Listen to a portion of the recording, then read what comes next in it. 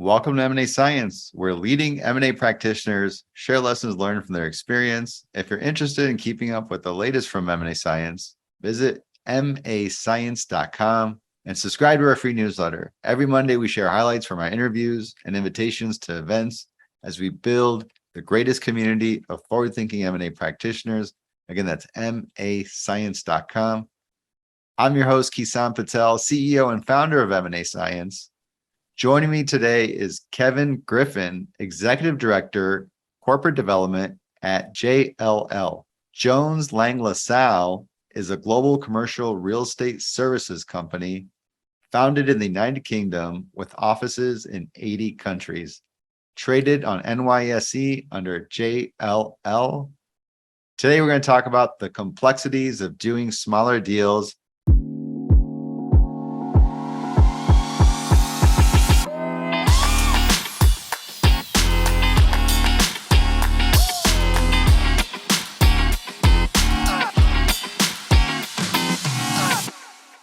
Hey, thanks for joining us today, Kevin.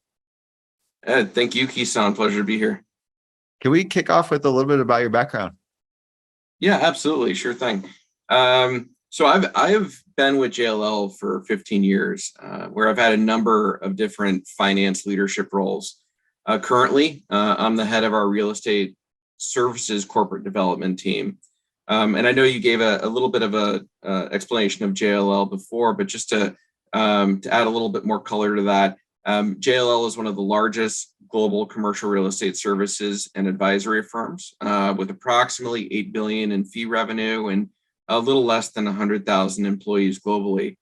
We principally provide brokerage, sales advisory, property management, and facilities management services. And generally speaking, we're not an owner of real estate. We provide services to property owners and occupiers to manage their real estate needs.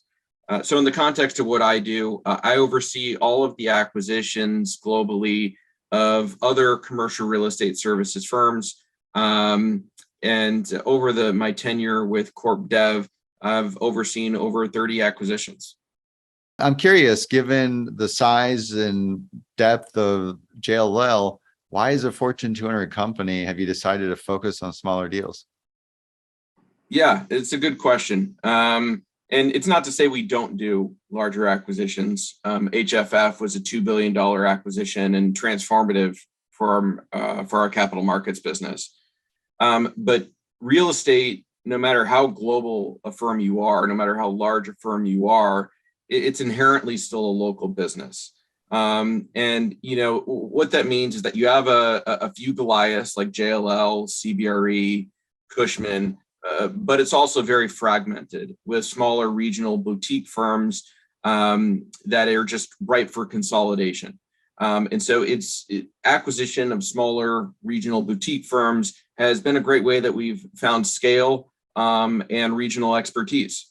So it is, perhaps a little bit unique to JLL and the real estate services industry. And, again, we certainly make larger acquisitions as well. And like a lot of firms, we're on a digital journey right now. And we have a JLLT group, which also, focuses more specifically on larger technology acquisitions and investments. So there's a lot of different reasons why you're looking at these smaller deals. And it sounds like part of it is access to innovation in some of the regards. And can you walk me through, you referred to some different business units, and that reason some of this is because they're operating off of different strategies? Sure. Yeah. I mean, we have, we operate within business segments. So we have market advisory, we have our work dynamics group, capital markets, and then our JLL technology group. So our business globally is segmented into those component parts. And each one, of course, will take a different strategic lens to their acquisitions.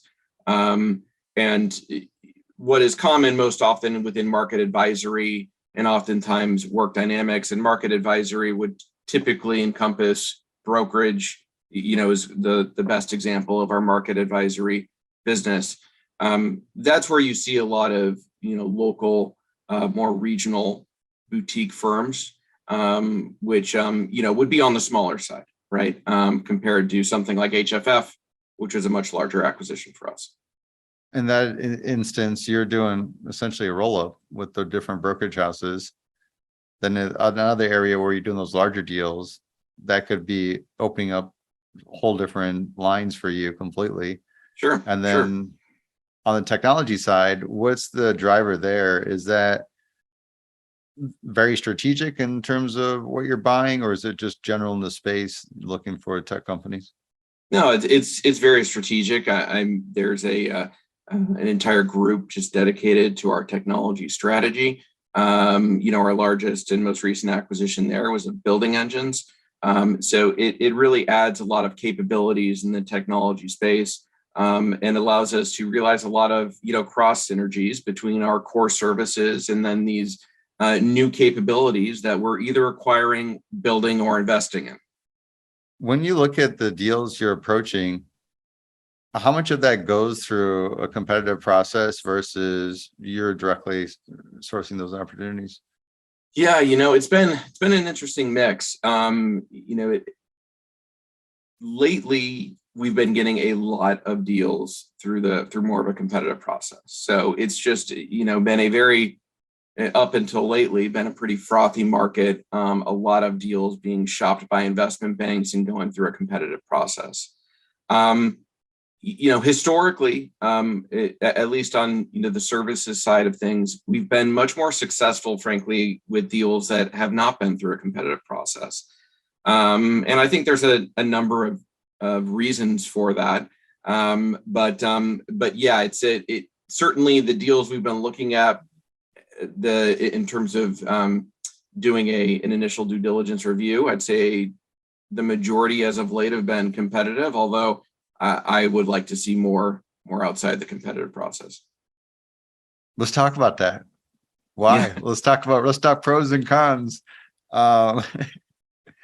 Starting with the competitive process, because I'd say I know the pros that they're packaged up. I had one and right away, let me get the teaser, let me get the Sure. sim. They're packaged.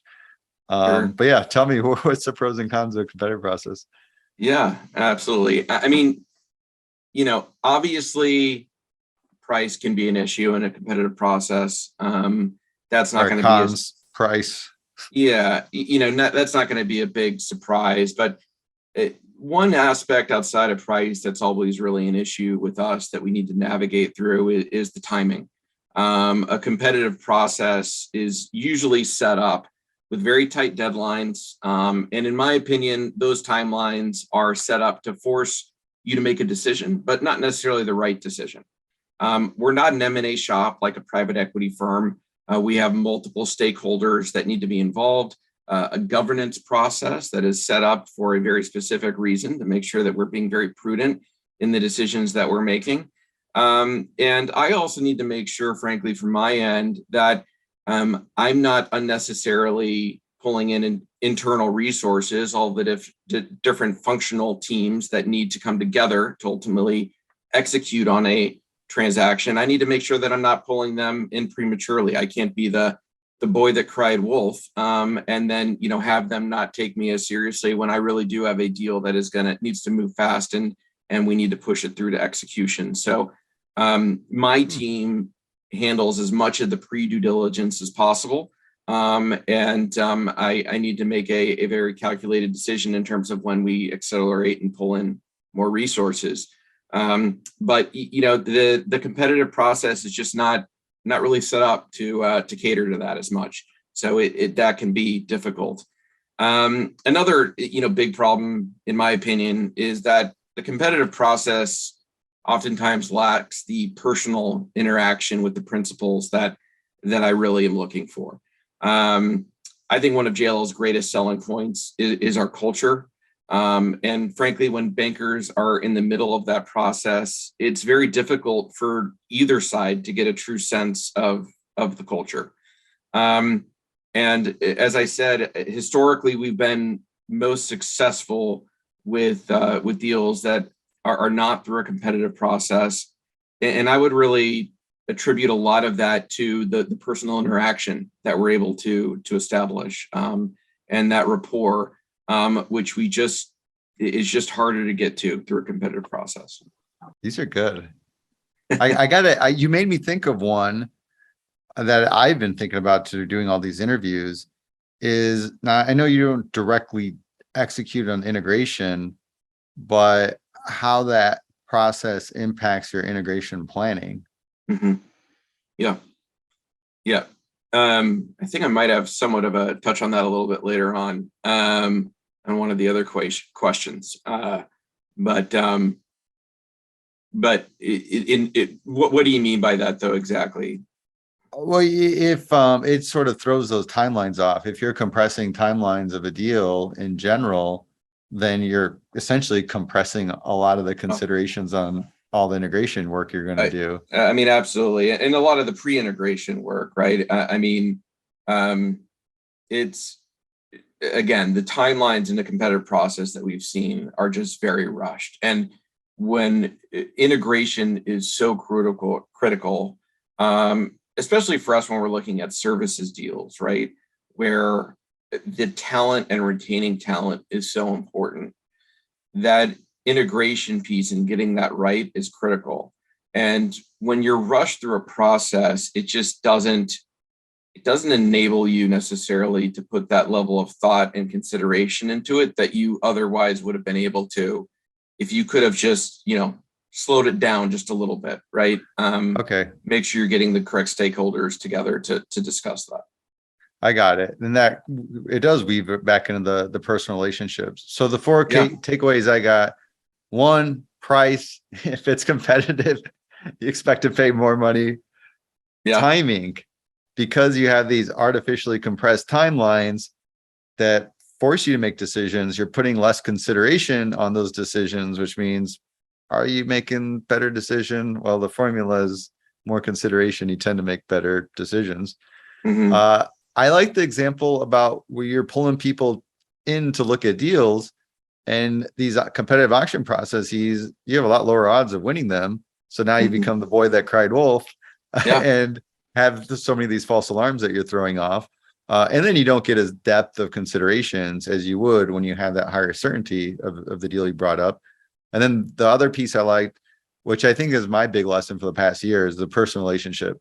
That the more I look back and reflect and think of all these attributions to making M&A successful, so much around that relationship that you had and developed. And a lot of these really good deals, it's a whole year in the makings before you make it happen. So, and that ties that relationship and how you get the other pieces done too. It's a game of telephone with the banker in the middle. And, there's just competing priorities and interests there. And so it just makes it much more difficult. Great. Well, what are the pros? Yeah, well, could talk a little bit more about it. It's probably a longer list here, but, on the good side, when it's a competitive process and you have bankers in the mix, bankers bring a added level of sophistication and analytics. It's all packaged up very neatly and tightly for you. On the flip side, again, they stand in the middle of, personal interaction. The other thing too, that I didn't necessarily hit on before, but it is a function of a competitive process because you're working with bankers and, understandably so, their objective is to drive the higher price. I get it. But when you look at the SIMs that they put forward,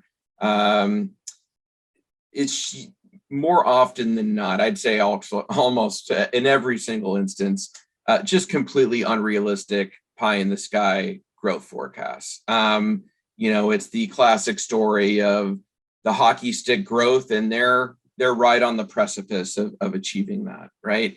And so, we just always need to take a step back from that, basically throw it out the window, to be honest. Then we need to go back to the drawing board, do it all from scratch again, and, get more of, you just don't get the unfiltered view really from management, like I was saying, in a more of a personal process. It's going through that investment banker lens.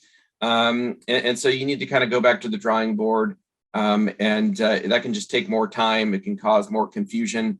amongst, different people internally who are looking at the same materials. So, that's tough to navigate. And, lastly, because we have certain specific considerations, because we're trying to retain talent, we try to structure our deals a certain way to make sure that we are, providing the most protections as possible to JLL while also making sure that the target is sharing in the upside. But the process in that bankers set up and the way that they're incentivized typically, it just typically is not that conducive to the structure that we feel is most beneficial to both parties, frankly. I think you're pointing to a bigger industry problem. I think it is an industry problem around inefficiencies when you look at the role of the banker, and even a lot of times consultant and the external legal counsel. I mean, it's a highly inefficient process end to end, and everybody's getting paid pretty well along the way. Mhm. Nobody's incentivized to do anything about it or drive efficiency. Even that fee model that you pointed out doesn't align with making the deal itself successful. Mhm. It's Correct. aligned to just making as much money as you can as quick as Put you as much can. money as possible into the pockets of, the owners. And, if we're not being careful about retaining that leadership, typically, right? Because if it's a services firm, there's a lot of talent. Typically that talent that has made that company so successful is at the top. And if we're just writing a huge check and giving it to them on day one and they walk, we've lost a ton of the value we had underwritten and hoped for. So, we typically structure our deals with somewhat of a deferred component, as well as an earnout component as well. And bankers, that they don't love that in their deals. They're driving a competitive process, and typically that process drives towards the maximum amount of upfront possible, which is difficult for us to get comfortable with and rationalize a lot of times. Yeah, it's just disconnected from what actually makes a deal successful. Mm-hmm. What actually makes a deal successful is the value that's realized post-transaction. Yeah. Yeah. Did that company you bought for $100 million grow to be a $500 million business, or does it tank and get an impairment of $80 million? There's a big thing that swings from one direction or another that all depend on how well the deal gets executed. Absolutely. And that should be the top priority, but it isn't for the telephone in the middle. Absolutely. Yeah. Yeah. Yeah. They're the middle one. Yeah. A lot of stuff gets lost in translation. Yeah. So it is funny that we went from the pros to put in a caveat that's a pretty big Well, I came up with one pro, right? It's packaged up nicely with some things that you're probably not really likely to achieve. Yeah. So you got some rosy glasses on, or whatever, lipstick painted here and there. Yep. And then gotta be careful with the lipstick. Yep, you gotta be careful, but that's part of it. At least it's packaged, so you'll get the information up front. And then the other thing is alignment for the best possible outcomes isn't quite there. Mm-hmm. It could be purely financially focused because that's where the incentive is, but not so much of the actual execution that it takes post-close to deliver the value in the deal, all the good integration considerations. Yep. If we look at proprietary deals, are there any cons that you can think of on doing a proprietary deal?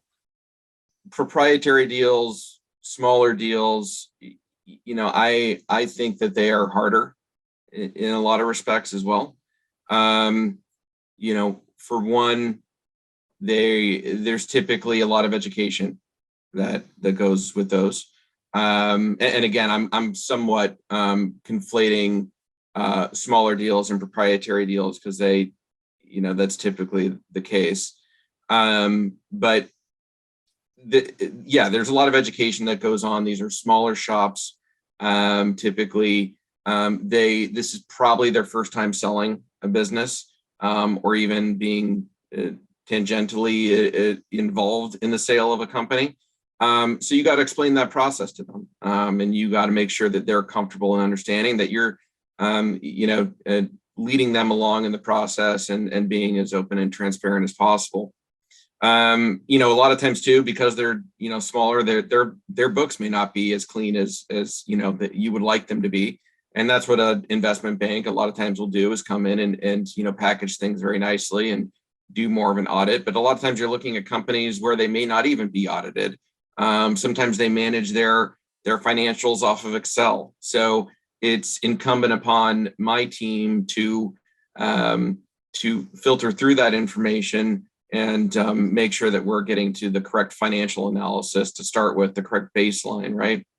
There can also be a lot of emotion involved. There's emotion involved in every deal, whether it's big or small, frankly. But I think with smaller deals, proprietary deals, there's perhaps more emotion.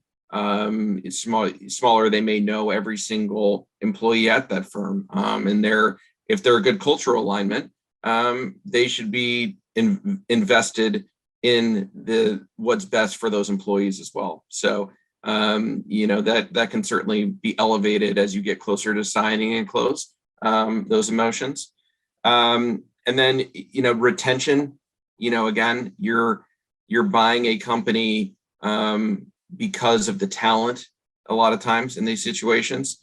And if the equity structure is not aligned with that talent, you need to do a thorough job of understanding what kind of retention package do you need to set aside for other members. And that's going to be dilutive to the purchase price for that goes to the owners, but it's ultimately a critical part of our value proposition and how we're getting comfortable with the overall valuation to begin with. So that's something we can struggle with.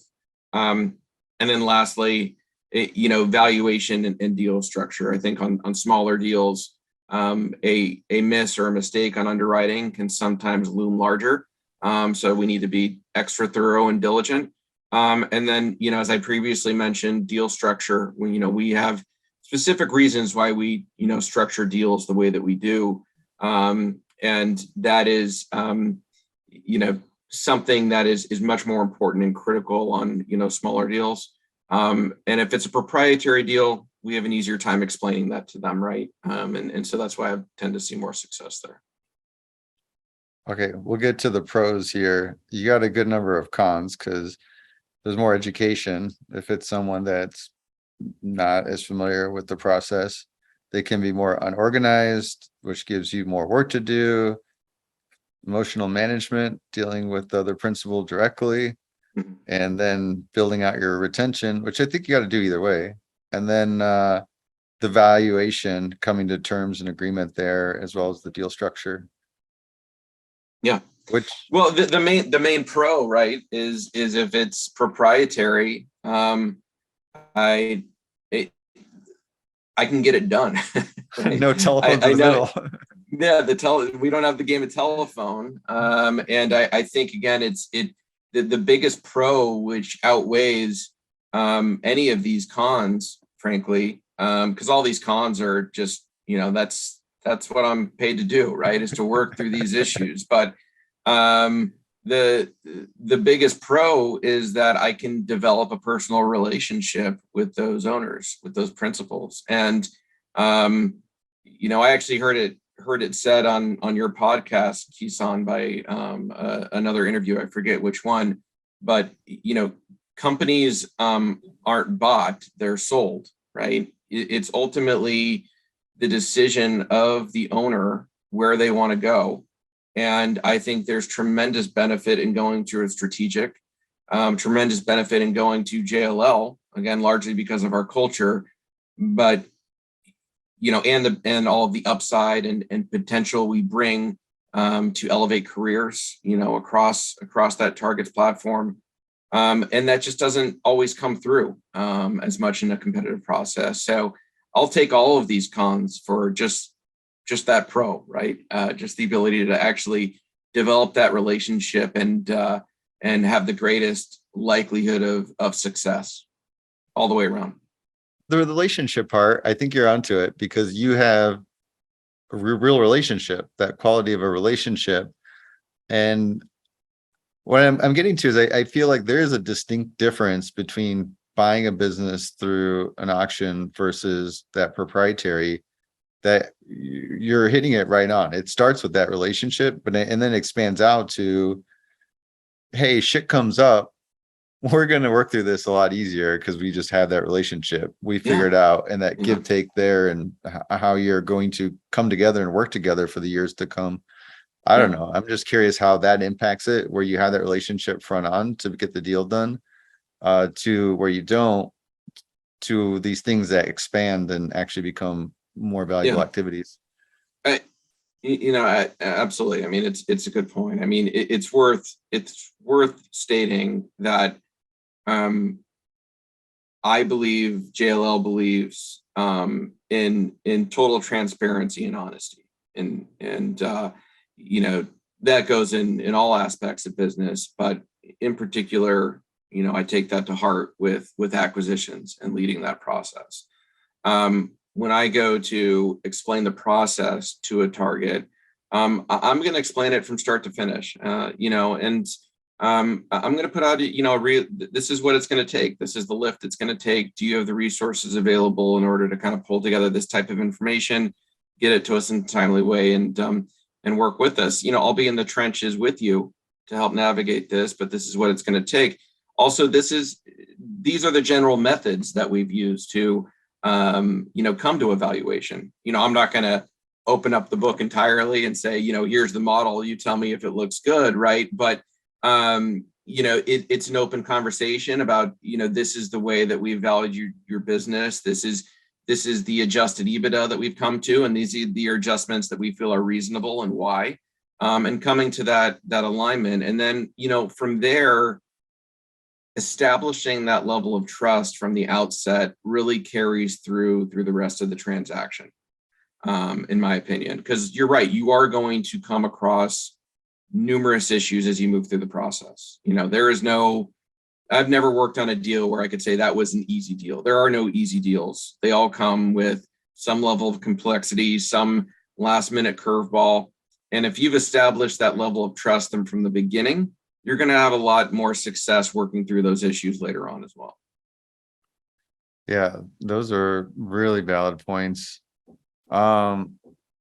Anything on, I got this note here that's confusing me about the size, because I feel like we're going between two different topics where Yeah, we're going yeah. from Proprietary, then it says, aside from the competition, are smaller deals easier than larger deals process? I Oh, kind of already hit on those.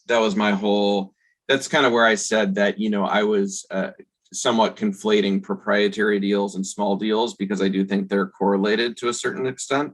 Because you're not going to get a large deal typically that is you're right. is It's not gonna be a bank. proprietary. If you're going to be buying a $2 billion company, I would be shocked, right, if bankers weren't involved there somehow. So a lot of times the larger deals are just inherently through a proprietary or through a competitive process. So I was conflating the two a little bit there, but Yeah, well, I mean, you had a really good point here of that relationship that you build and how it frames how smooth the deal could potentially go. Have you ever had an issue where that was the root problem, was the relationship with the other side, and just things got bumpier and bumpier and didn't work out? Or yeah, culture is always a really difficult thing to assess, right? It is that intangible that is probably the most important, but it's intangible, and sometimes it comes down to a little bit more of a gut feel. And that's not to say if there are any bumps in the road, it should be a red flag. It shouldn't. Like I said before, these deals are inherently emotional. These people have put their blood, sweat, and tears into building a business they're very attached to. Sometimes it's a family business, so there's a family connection there, and you need to be sensitive to that. So there's going to be the bumps in the road. I'm happy to say that I've had very few, if any, deals fall apart on that basis. I think because a lot of the ones that I get done are are done in that spirit, right? You can't always understand everything. There's been certainly been deals, where post you're like, okay, they're acting a little bit different than they perhaps did during the negotiations, right? But again, that's why you try to structure deals so that incentives are appropriately aligned, because you can't understand and protect for everything. All you can do is kind of your best to put the protections in place that'll help mitigate it. What's more fun, working on competitive deals or proprietary deals? Well, in my opinion, proprietary deals, because those are the ones that I've had the most success in, and I enjoy more of the direct person to person interaction there. So I can help shepherd them along in that regard. I think I can develop more of that rapport with them, more of that transparency. That's what's fun to me. Personal interaction, getting to know people, getting to know their motivations. And, at the end of the day, those interests and likes of mine are well aligned with actually getting a deal done. So, win-win. I think it's glory. Like, you look back at your deals you've done, it's the proprietary deals that are the best. It's always Right, the best right, story, the right. best. I have too many competitive deals where I've slaved over a sim, and I don't know if we can decide whether or not we include this or not, but slaved over a sim, gone through the process, gone back and forth, only to lose to a private equity firm that puts forward the maximum upfront with infinite upside. And it's hard to compete against that. But if you're able to look a target into the whites of their eyes, and make a connection with him or her, and say, this is why you should come to JLL. This is what we think your company is worth, and why, and we think it's fair. We're not looking for a discount bargain deal here. We want to pay you fair value for your company, but these are the reasons why we think it's fair, and this is the upside you get by coming to a place like JLL. But I need to be able to look someone in the face, typically, to do that. So yeah. I agree. I agree. There's a lot there. And just that story alone, well, you had the bad story about losing the deal in auction, but even if you won the deal in auction, it's still not as good of a story as building the relationship and that whole journey together. And just there's a lot of how well you put the deal together, because you put way more consideration into it, that lends to a better story, better deal. Absolutely. It's just a better deal at the end of the day, usually. Yeah. Which is a better story. Yeah, exactly. When you buy a company, you get a 5x, 10x return. Those are great stories. The one where you broke even or did worse, people know, you don't want them to ask you about those deals. Right. Can you tell me about working with the founders? Like, how do you approach educating them? Yeah, absolutely. I mean, first off, like I said, I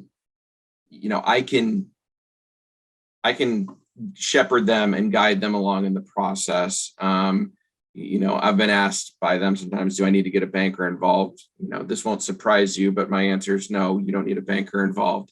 What I do tell them is you absolutely need a lawyer. I think a good lawyer is worth their weight in gold. Frankly, like I said, I can provide a lot of the same guidance that a banker would be able to provide them in terms of the process, but I'm not a lawyer. And navigating the legalese in documents can be quite complicated and overwhelming. And that's where a lot of deal fatigue can come in as well. But if you have a good lawyer by your side, that can really help tremendously. I got a question about the lawyers. So with the expectation, there's obviously pure legal work, but then there's negotiating commercial terms. And I'm curious, because if you don't have a banker, there's obviously some guidance around that, the negotiation part. but where with the lawyers, have you seen them be able to pick up some of that aspect of negotiating the commercial terms or sort of weigh in on it? Or where do you draw the line in working with the lawyer? I mean, I can only speak from my own personal experience on working with the lawyers on my side of the house. My interaction with legal is, they are very much partners and strategic thinkers when it comes to the deal, right? And the commercial terms, et cetera. I have a very good relationship with our counsel, and I'll oftentimes give him a ring just to think through something, just to talk through certain complexities and incentives that are being created in a deal by wording it a certain way in the agreement. I can only assume, again, if you're getting a good lawyer, that's what they should be doing. On the sell side, if you're getting a good lawyer, they should be there as someone to help you navigate the complexities of not just like this word means this, but also this is what's in your best interest, right? And this is a term that you should be willing to give on because there's a back and forth here, and there's a number of different deal points that need to be worked through. So yeah, in short, I think that lawyers do help on those commercial terms. At least I think the good ones do, and JLL has good ones. Yeah. Yeah. Okay. That sounds fair. So that probably lends back to why you should have a good attorney, knows your space, worked on similar size, shape deals. Probably your best bet. Yeah, I think so. I think so. Absolutely. Yeah. Okay. What's the next biggest challenge? Well, is there anything else around you're continuing? I'm sorry, I didn't mean to cut you off, around educating these founders. You went through the bankers, to not to make sure they get a good lawyer. Anything else? Well, there's a lot of education that goes on outside of the deal and how it's structured and why. Beyond that, there's a lot of education of just JLL, the company as a whole. How would we come together? What does integration look like? How can we realize the most value together? What is the organization that they're going into? How will they possibly help to shape that, to mold that? Those are all things which a lot of founders find very intriguing and interesting. There's education that needs to go with that. Now, I bring in other partners in order to really help facilitate those conversations. It's not me alone, right? We're a big organization, and I frankly can't be an expert on every single business line in an organization, nor should I be the one that necessarily speaks for them, right? So I bring in the correct sponsors to a deal to have those conversations and instill the confidence in the target that is needed going forward. And of course I can answer questions for them as well, but I think it does far more value coming from the other leaders that they're going to be working with after the deal's done than it does coming from me. Right. And I guess, when do those two leaders get connected? Because it sounds like you're coming in with very few people up until LOI. Almost immediately. Frankly, I am very hesitant and likely won't really push forward with a deal to the point of negotiating any sort of terms, whether they be high level or more specific, without a deal sponsor, someone within the business sponsoring it. So it's almost immediate. And a lot of times it is the deal or the business itself that's bringing the target to me. They have the relationship. Again, going back to the fact that real estate is very much a regional business at the end of the day. That means that it's a lot of regional relationships, right? So it's sometimes it's some buddies that grew up together. Then one buddy wants to sell his business, and the other buddy works at JLL. That's how the connection gets made, and then I'm brought in to help shepherd the deal along. But to answer your question, it's from the outset, regardless. And then when on negotiating these deals, valuations, I was thinking that would be one of the harder reasons. I was trying to think back if there's anything else I cut you off on for explaining what education you have for the founders. Yeah, well, certainly educating them on the valuation, right? I guess that goes to me hand in hand with the deal structure as well. So just the transparency in the education process of this is what the process is going to look like, just in terms of timing. This is how the methods with which we use to value a firm. Again, I say this repeatedly, and this, oftentimes requires some education, but we don't use multiples to value firms, right? We use a very traditional discounted cash flow analysis and, very thoughtful review of, what our expectations are for the forecast. And the multiple is just an output. The multiple is a function of what that analysis yields, as a multiple of EBITDA.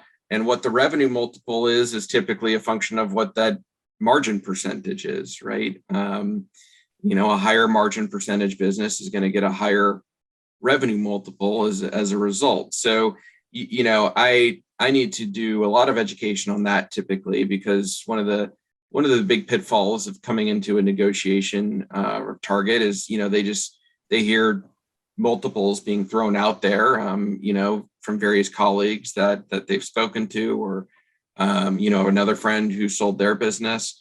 And you just can't value a business like that. You need to look under the hood. Every business is different. Understand their business model, economic environment, how it's structured is all going to influence the growth forecast for that business, and that in turn is going to impact the valuation.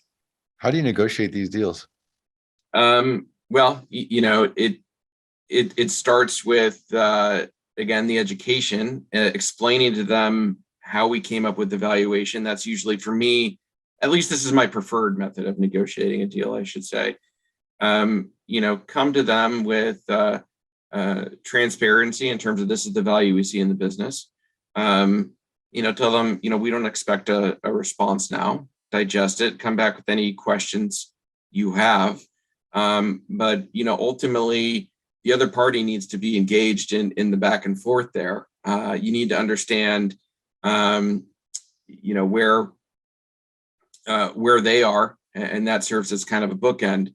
But before I even go too far down into the numbers, because that's just kind of a back and forth and a trade-off between what's going to get them comfortable, what's going to get us comfortable from a deal structure, and outlining all of the different structural points and why they're important for us. Which ones could we potentially give on and which ones we couldn't? And it becomes a little bit of a game theory there, right? But the other thing, which is a little bit more intangible, which I think is really important, is what are the other value drivers for them, right? What's important to them?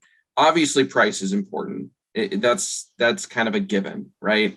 But the other things that are important are, potentially removing the administrative burden that has just been such a drag on them for so long. So can you kind of focus on that a little bit more and make that more of a selling point?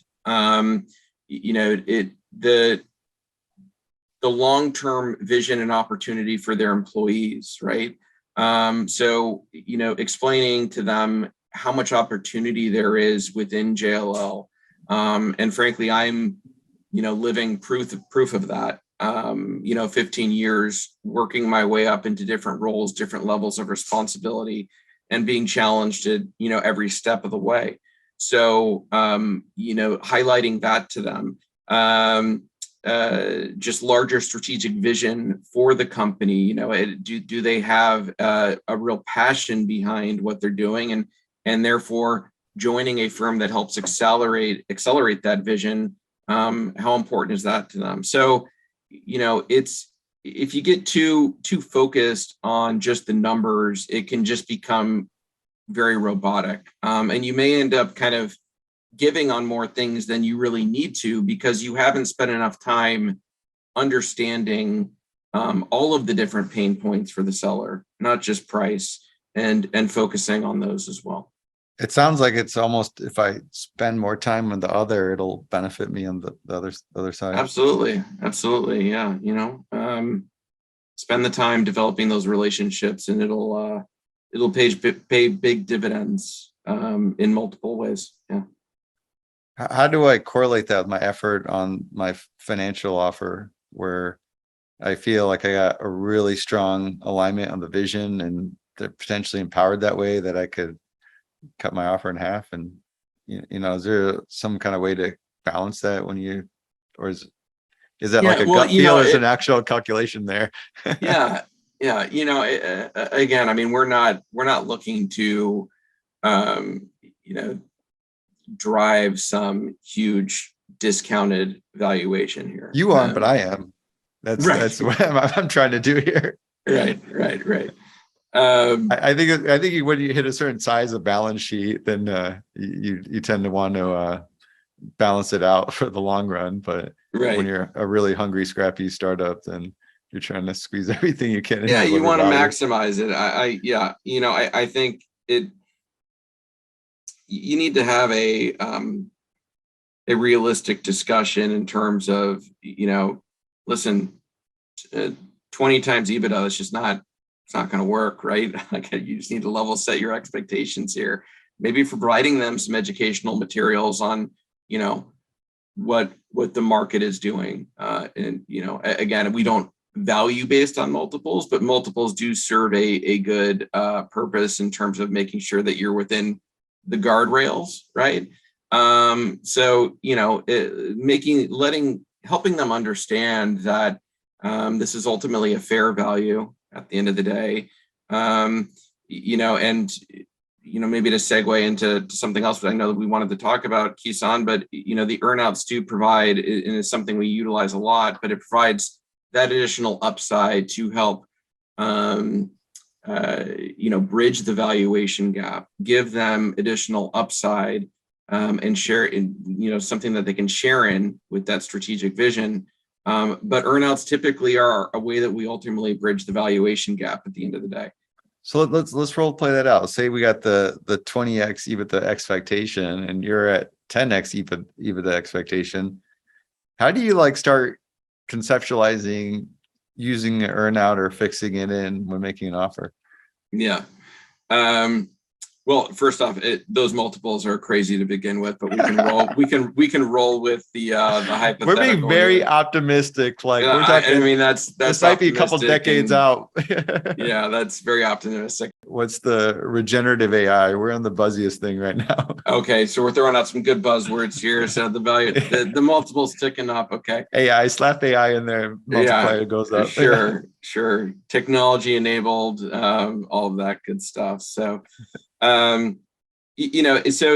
here's the way that I typically approach it is, there's a value that we are very comfortable with paying guaranteed, right? And that needs to be based off of some very reasonable and achievable growth target, right? I can't, take some hockey stick, crazy growth forecast and base what I want to pay as a guaranteed value off of that. And guaranteed value for me can, be in the form of upfront and deferred typically. So, deferring part of that guarantee can act as a bit of a retention mechanism, which again, as I said, is very important to us. So the way that we structure that is important.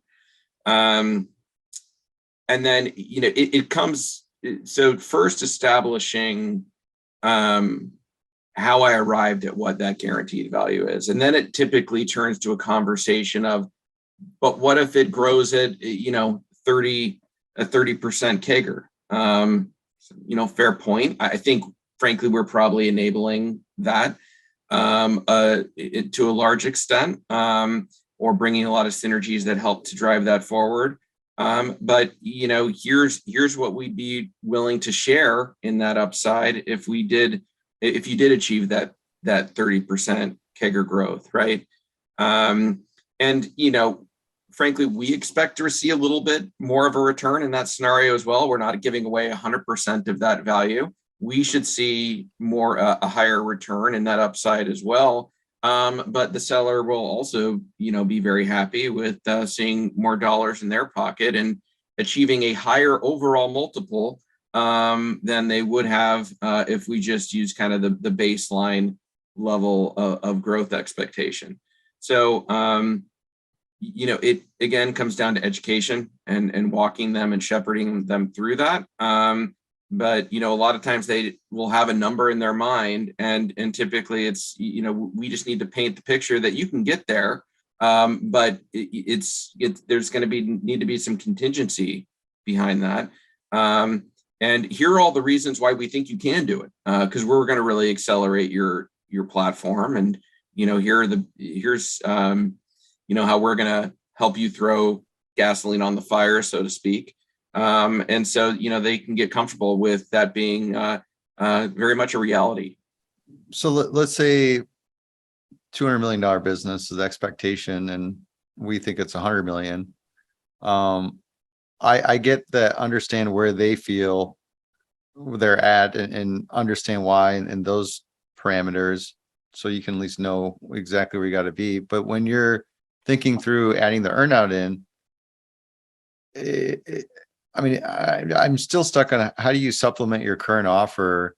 Is it sort of, hey, we're going to be able to add those accelerators in and then use that to justify increasing our price? Or is it showing them more on the outcome? They're going to be able to get that value, but it's going to be tied to these accelerators. Yeah, more the latter. I mean, so you're increasing the total value, but it's all total value means total with those accelerators. Yeah, I get it. So then there's a whole down the road view that you got to do, because it's not the upfront cash that you're getting. So you are giving it to them. It's all factored out over a period of time, and that's where you're increasing your offer ultimately. Right.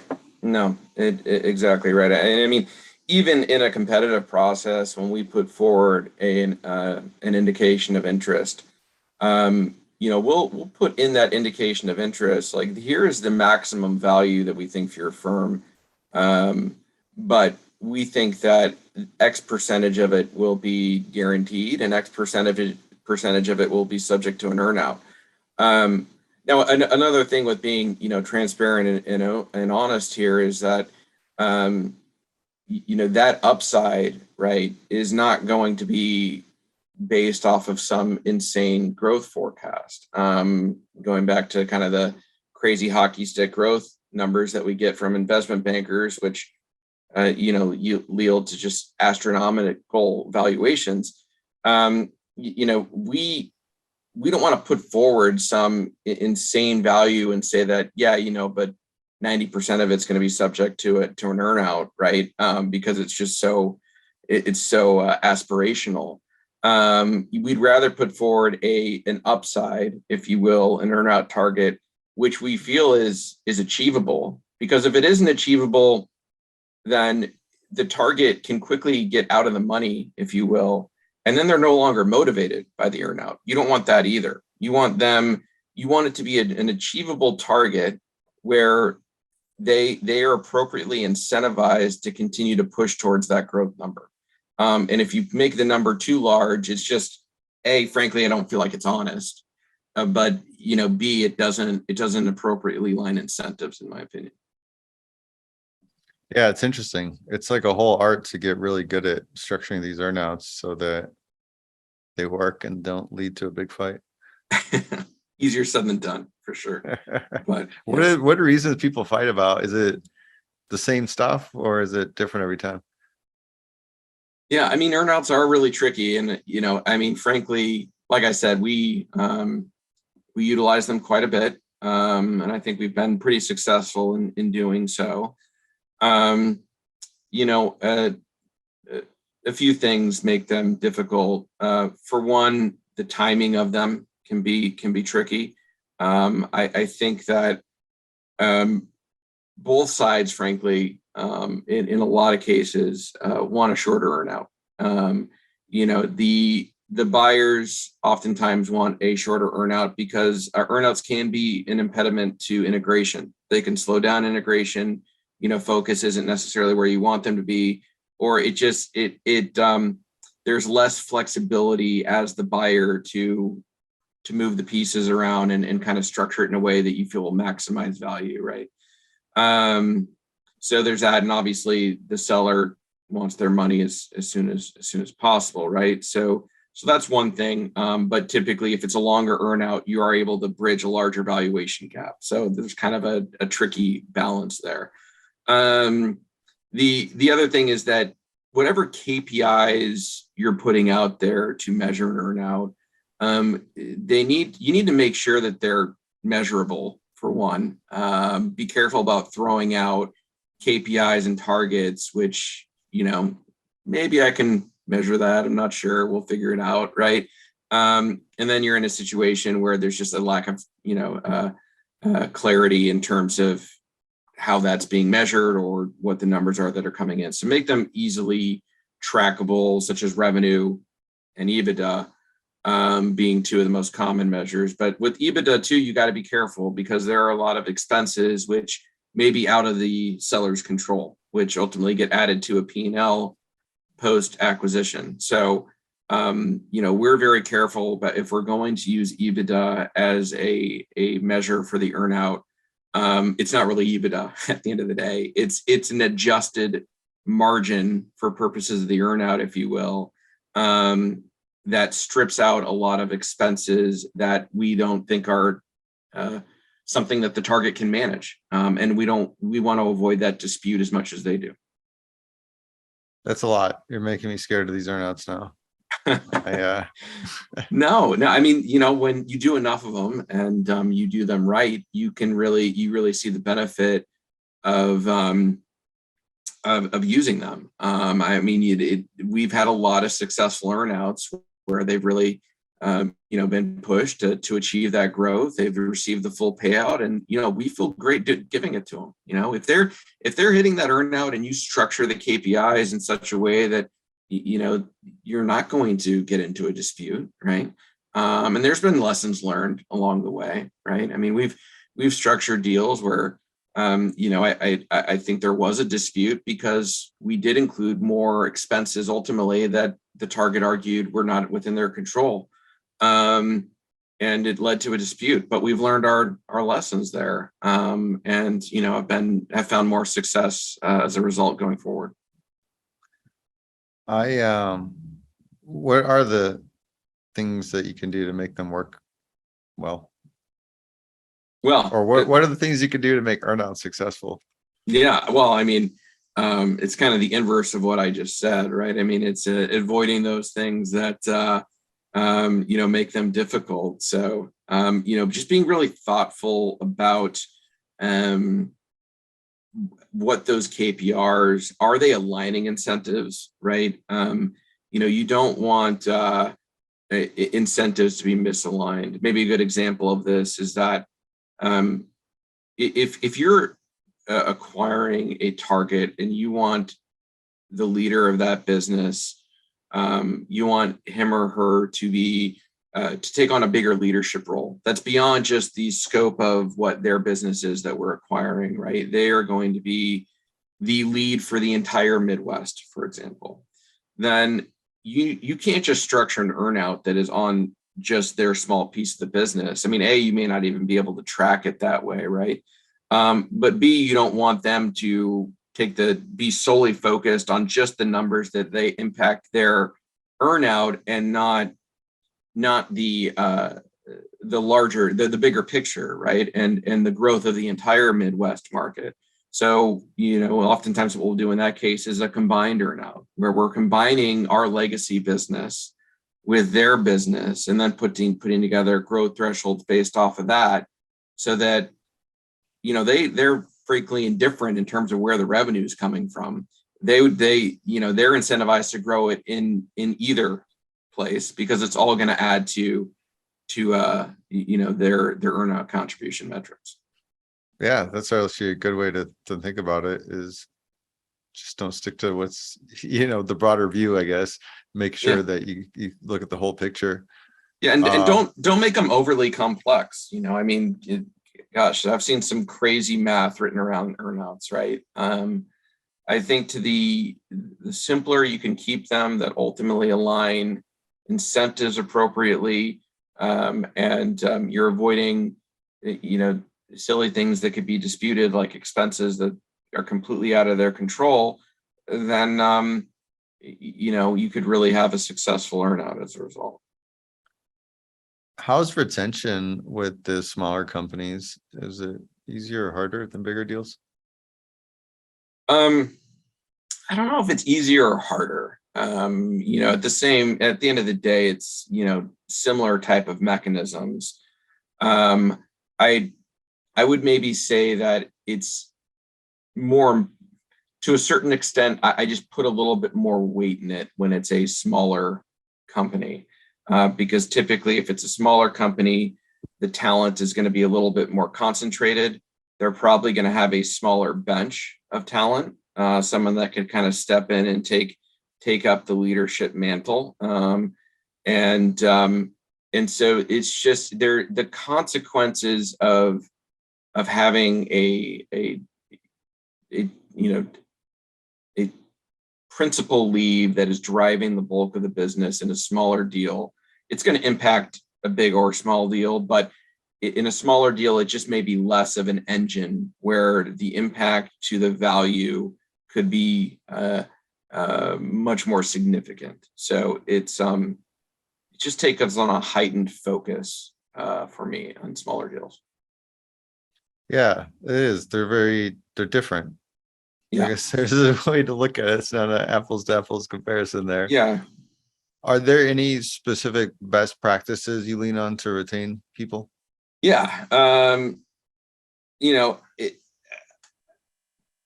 I'm going to put money to the side here because that's the low hanging fruit. Obvious one is making sure that you're identifying the correct pool and setting an appropriate carrot of dollars aside for that. If they aren't equity holders, that is. But first off, make them feel very included in the new culture, right? Or make them comfortable that it's not going to be an immediate disruption to the culture that they hold dear. It's just that it's going to be different, and here are all the reasons why JLL culture is great, and helping them understand the benefits of that.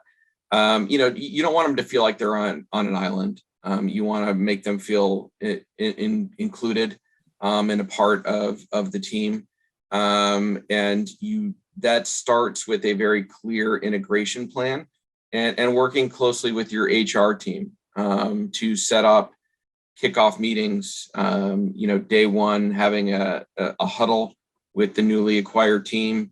Getting them in a room and giving all the JLL presentations and all of that. I mean, all of that goes a long way, right? So that's important. You need to start off on the right foot. Emphasizing the opportunity for growth. I've kind of hit on that a couple times already, but when you're at a smaller company, or especially a company that's just maybe focused in one specific area of commercial real estate, there's a lot fewer avenues for growth. JLL has so many different opportunities, so many different paths you can go internally, and I think that's just incredibly exciting to most individuals that come on board with us via an acquisition. And lastly, at the risk of stating the obvious here, don't screw up payroll and benefits. That's numero uno on any integration checklist. And we've always done a great job of that. But I've certainly heard horror stories in the industry of that not going well on day one. And that's, talk about a way to start off on the bad foot. That's a good way to do it. Yeah, it sounds like a lot of this is related to HR. It's like you're essentially onboarding all these people, making sure they're a really good experience and get them off to the right start. Yeah, absolutely. Absolutely. Yeah. What's the craziest thing you've seen in M&A? Working with the target who maybe has some legal background and think that they're best suited to represent themselves. It's never a good idea. If you're a lawyer representing yourself, you're not getting, as much as you'd like to think so, the best advice. You need that more impartial third party. And so that's one of the crazier things I've seen. Where they want to represent themselves all the way? Yeah, all the way through. It's been had one or two deals like that. So really, yeah. That is it's crazy. Yeah, that is crazy, right? It's nuts. So yeah. They're like, how hard could it be? And they're not even necessarily an M&A lawyer, but they just think it's all transferable skills, right? So yeah. I mean, that's a terrible analogy, but it's like worse than a DUI. Yeah.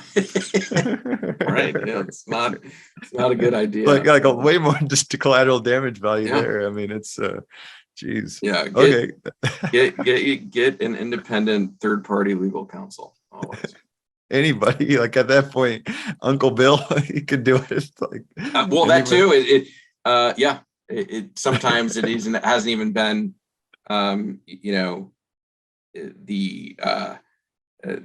it hasn't been them who their legal counsel. It's been a couple other deals, frankly, where he used that exact example. My brother-in-law or my brother is a lawyer.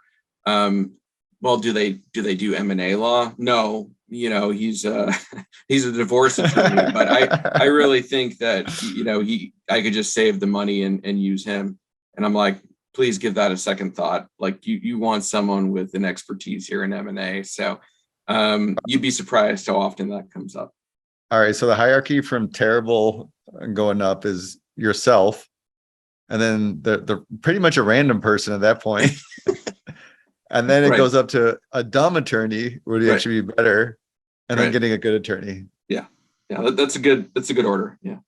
All right. That's crazy though. Yeah. Yeah. Maybe I should have led with that one. Yeah. Hey, no, those are the listeners that deserve the best, is the ones that listen to the podcast all the way through for the real interview. The real advice, right? Yeah. Absolutely. Kevin, thank you so much. This has been a good conversation, and I appreciate you helping me become a better M&A scientist here. Yeah, no, my pleasure, Kison. Thank you for having me. Hey, those of you still with us, till next time, here's to the deal.